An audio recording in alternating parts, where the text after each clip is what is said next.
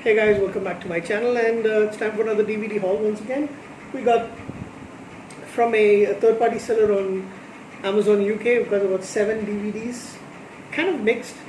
Got a couple of some of them are science fiction, a horror movie, a comedy movie, and one I guess is more drama and stuff. So let's have a look at the 7 DVDs that I have for today.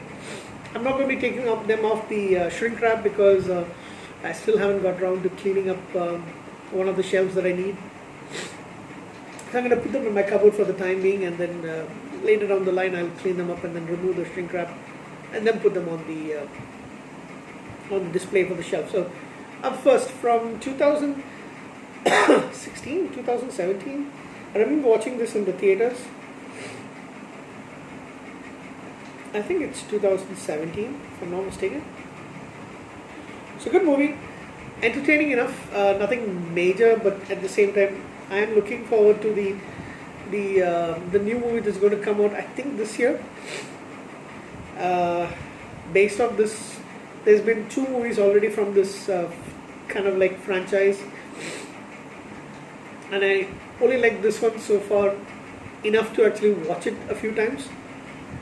The other 2 featuring Godzilla Warren, that I wasn't really happy with them, but yeah, Kong Skull Island is something that I really enjoyed in the theaters. Unfortunately, somebody brought a baby. I remember that very well. Somebody brought a baby to the theaters, and every time there's an explosion, the baby would start screaming at the top of its lungs. Please don't bring babies to a theater. Please. I said, I don't know. So it's got a slip cover. Like I said, I'm not taking off the shrink wrap, but it's basically the same. Over here, there's the back. That's also pretty much the same. With Brie Larson, Samuel L. Jackson, and Tom Hiddleston, Loki, of course. So big Marvel connection over here. Tom Hiddleston, Samuel L. Jackson, John Goodman, Brie Larson, and John C. Reilly. Pretty good movie. I mean, it's entertaining enough for me. So I watched it once more, like I think on a streaming service, maybe around sometime last year as well. So pretty much enjoyed it. Can somebody tell me if it's 2016, 2006, 17? I think it's 2017. Anyway, Kong Skull Island. Next is from 2004, I believe. 2004, maybe 2010, I'm not sure. Not 2004, it's like 2008, 2004. It says remarkable from the Daily Mail, gripping from News of the World, brilliant by Closer magazine, I guess it is, terrific by The Guardian, electrifying by Uncut, compelling by The Sun.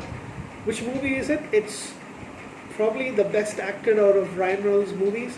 It's Buried, and I really like this. I really like his acting in this movie.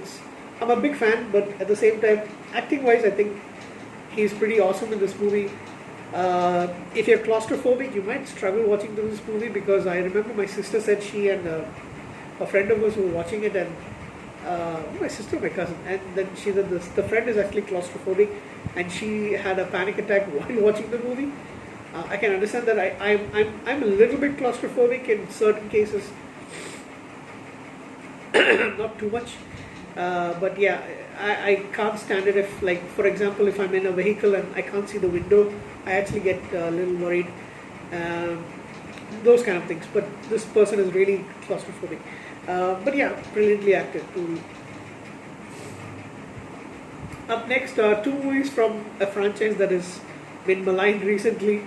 Other than the first 2 movies, which are considered classics of this genre of a little bit of horror, but mainly sci-fi and action. And the recent movie that also came out, which I've already done a review for and will be up shortly. I think it'll already go up before this one. But it's Arnold Schwarzenegger in Terminator 3, Rise of the Machines. Probably my least favorite of the excuse me, of the Terminator movies.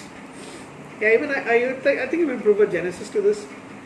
Just wasn't very convincing enough. You got Clay Danes in this movie. You got that guy from the television series. I can't remember his name. And you got this chick. I think she's like Belgian or something. She was okay. Excuse me. I seem to have a frog in my throat. Terminator 3, Rise of the Machines. No slipcover for these two.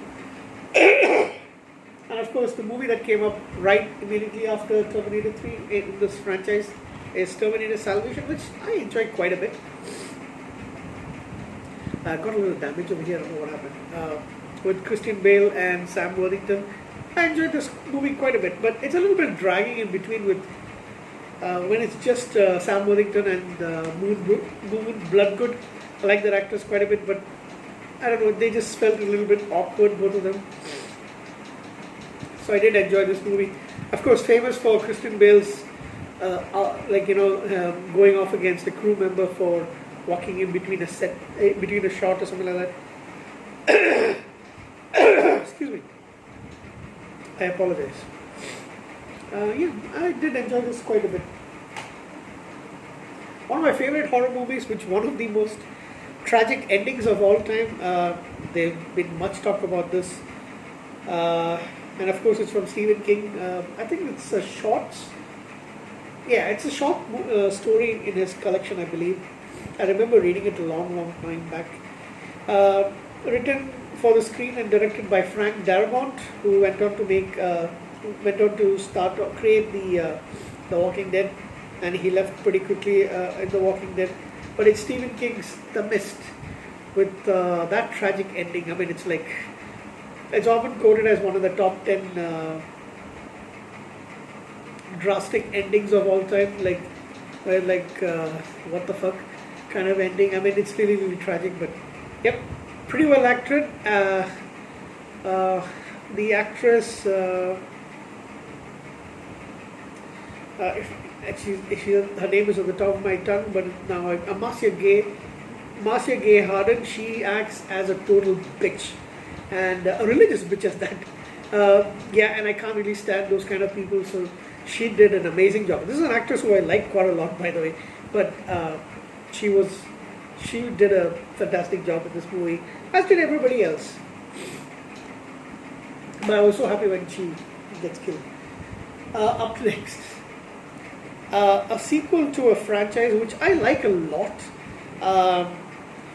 All the movies in it, including the first one which came out in '87 with Arnold Schwarzenegger. The second one with Danny Glover. I like them both a lot. Then I like Predators as well, so you can understand which franchise and which movie I'm talking about. I like those three movies. I even like Alien vs Predator, the first one. I cannot stand Alien vs Predator Requiem, although there are a couple of things I do like in that movie, and I have them in my collection somewhere over here. And then this one comes out. Now, I've seen it twice, both online. I didn't go to the movies for this, but the second time I kind of liked it a little better. The first viewing, it's a little difficult to get through, especially because there's a lot of bad acting in this movie and things that don't really make sense. But I do like the overall, I mean, it's like, I don't know what to say. And this woman, even though I like her, in this movie, she actually showed that she cannot act. I mean, I couldn't take her seriously at all.